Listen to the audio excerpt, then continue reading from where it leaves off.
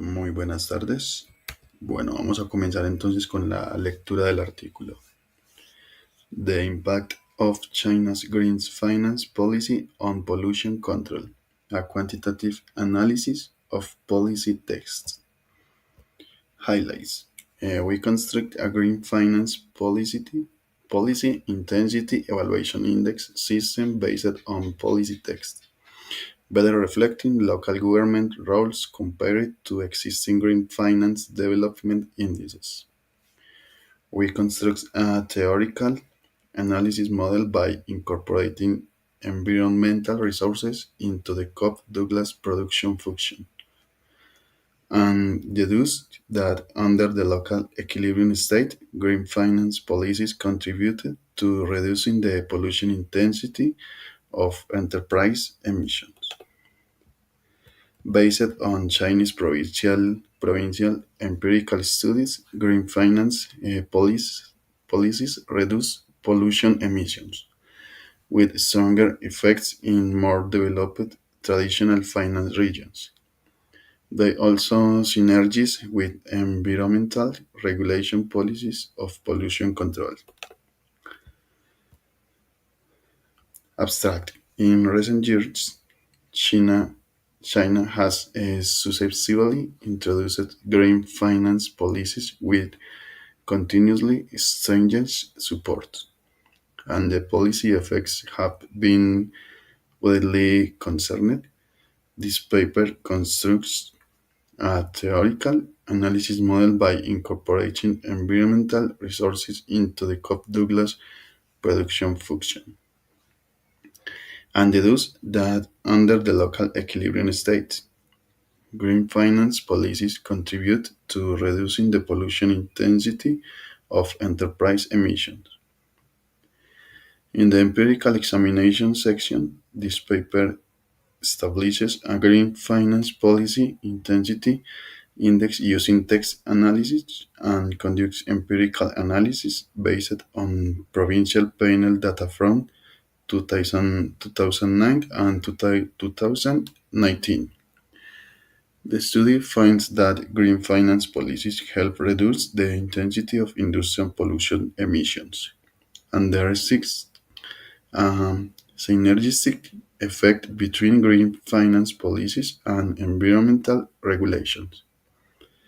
Further examination reveals that in regions with higher levels of financial development, the pollution control effect of green finance policies is better, and the synergistic effect between green finance policies and environmental regulation is also stronger.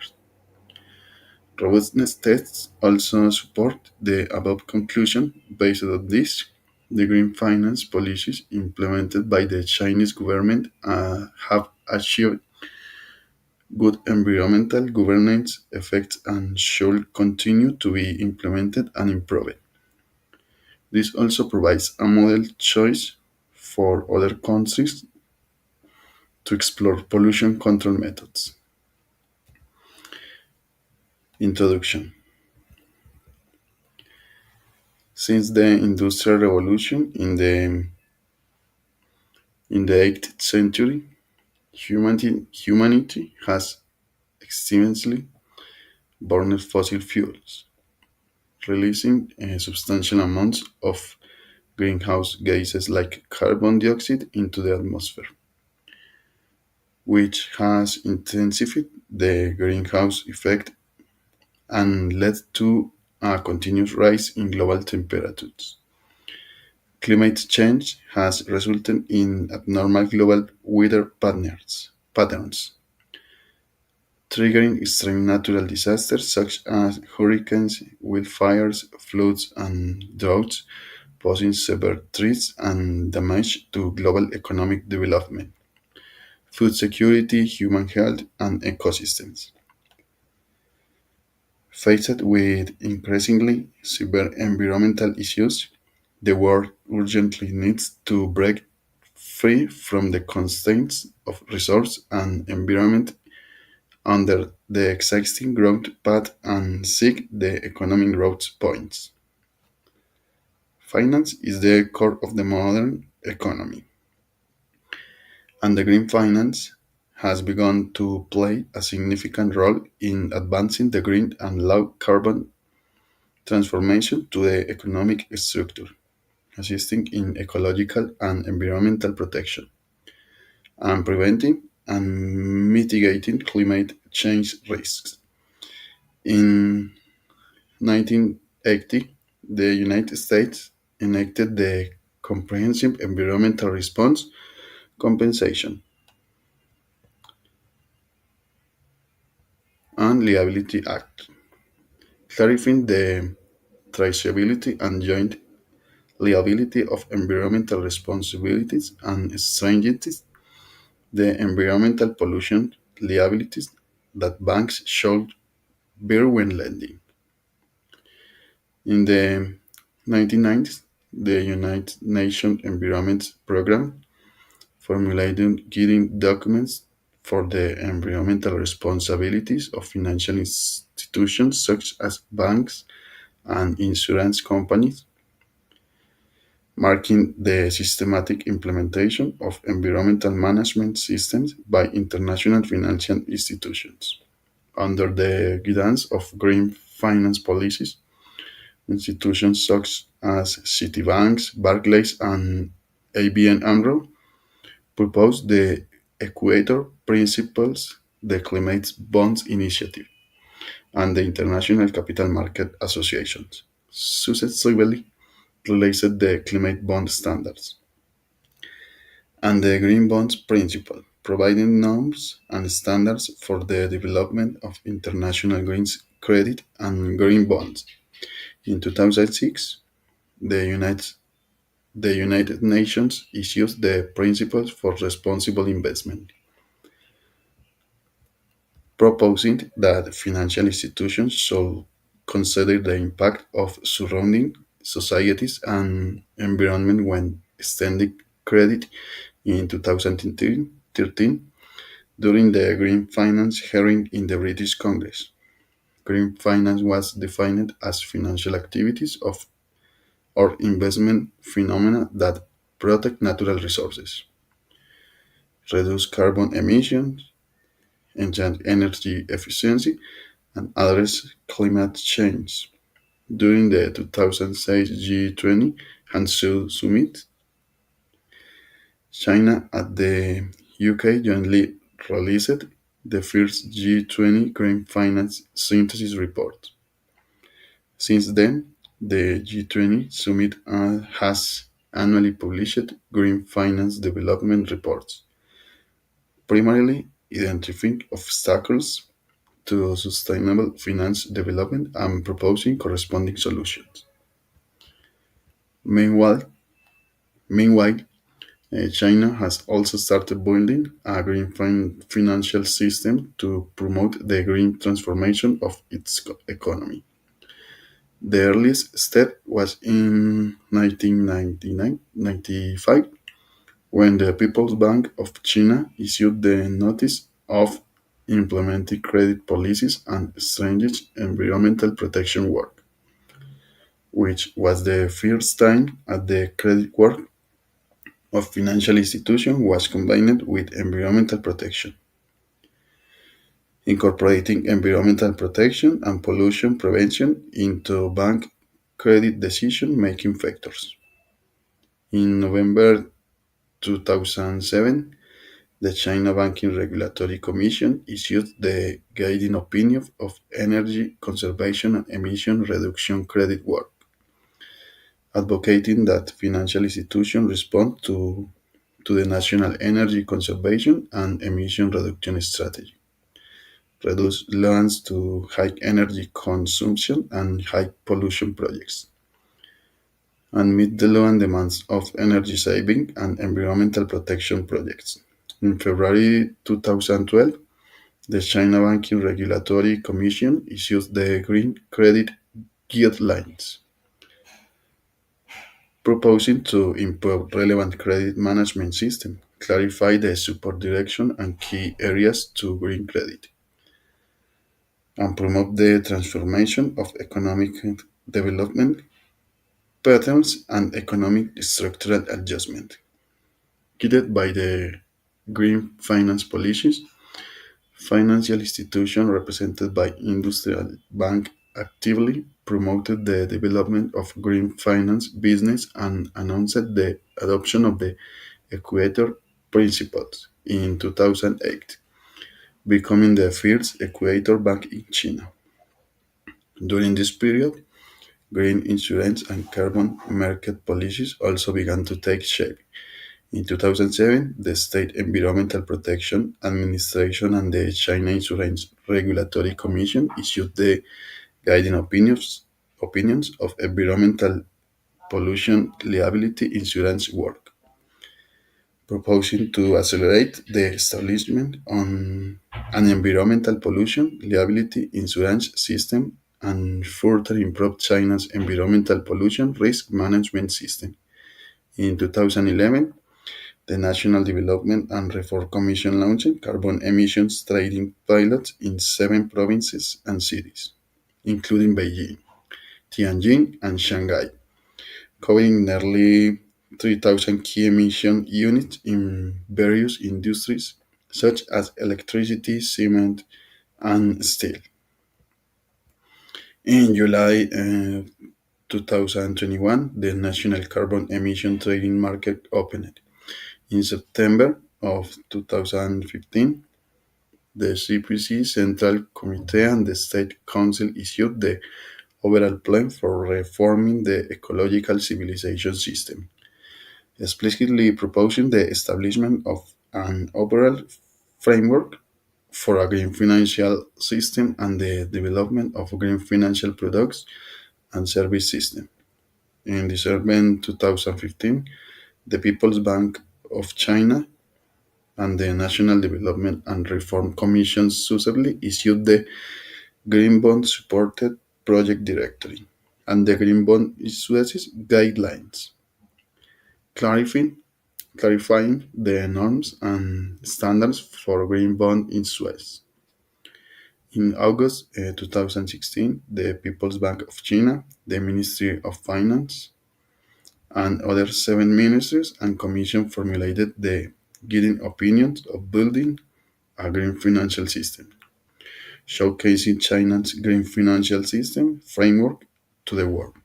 In September 2020, President Xi Jinping announced at the 75th session of the United Nations General Assembly that China aims to achieve carbon peaking by 2030 and carbon neutrality by 2060, posing higher and clearer requirements for green finance development to assist ecological civilization, construction, and high quality economic development. China's green finance has achieved remarkable achievements and become the world's largest green credit market and the second largest green bond market, according to a report released by the People's Bank of China.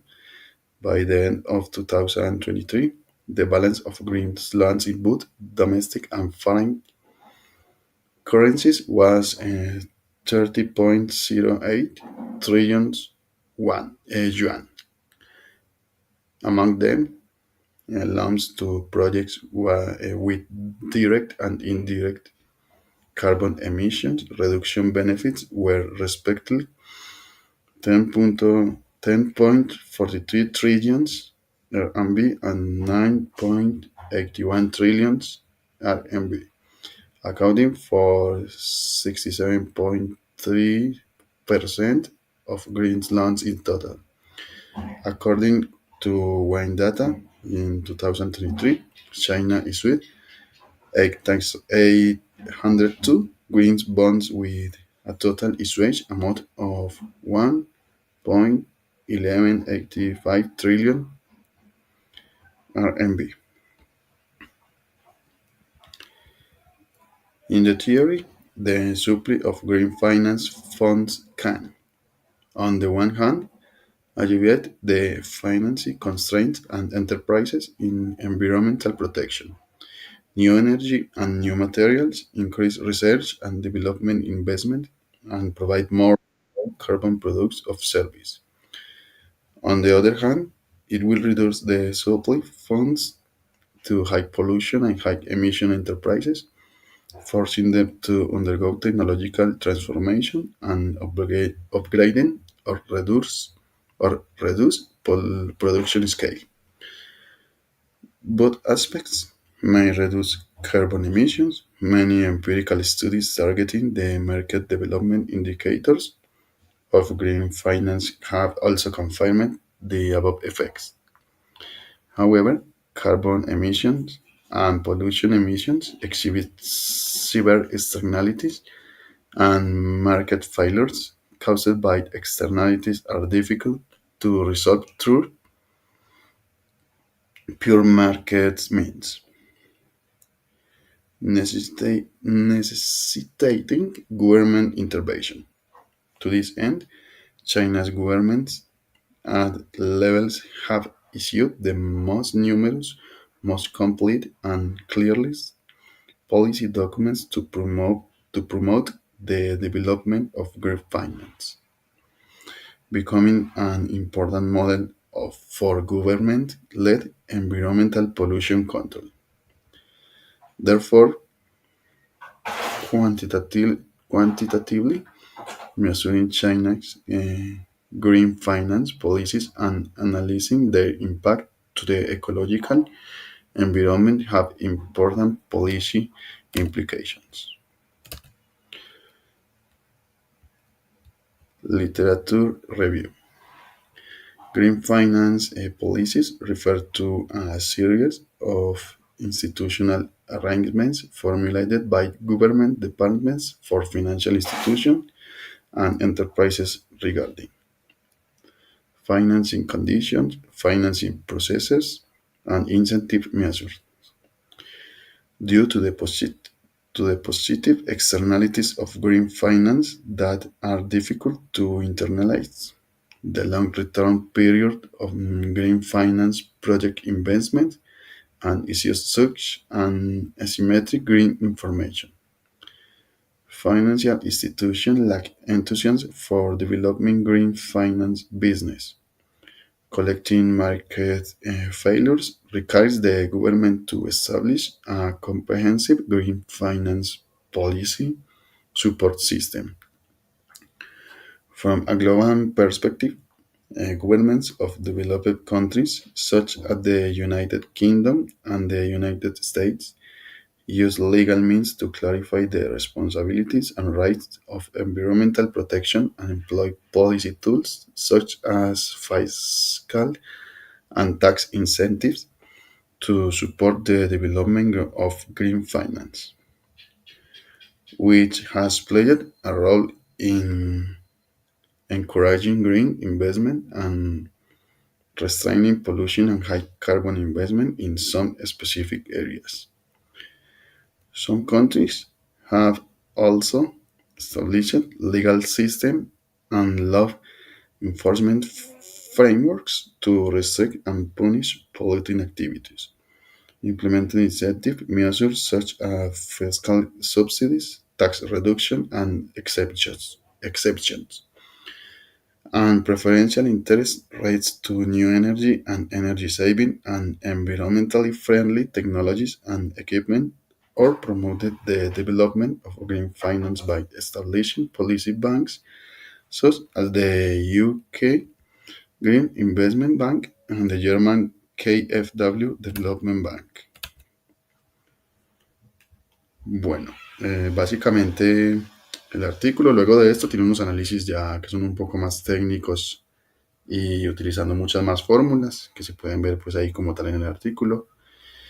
Básicamente analiza cómo las finanzas verdes de China y las políticas ambientales de países como China, Reino Unido y Estados Unidos están influyendo en la reducción de la contaminación y en el desarrollo económico sostenible. Estudia también la relación entre la inversión en proyectos verdes, los incentivos gubernamentales, reducción o eliminación de impuestos y el impacto en el medio ambiente, destacando que las políticas de control de contaminación pueden ser más efectivas cuando se integran con mecanismos financieros adecuados.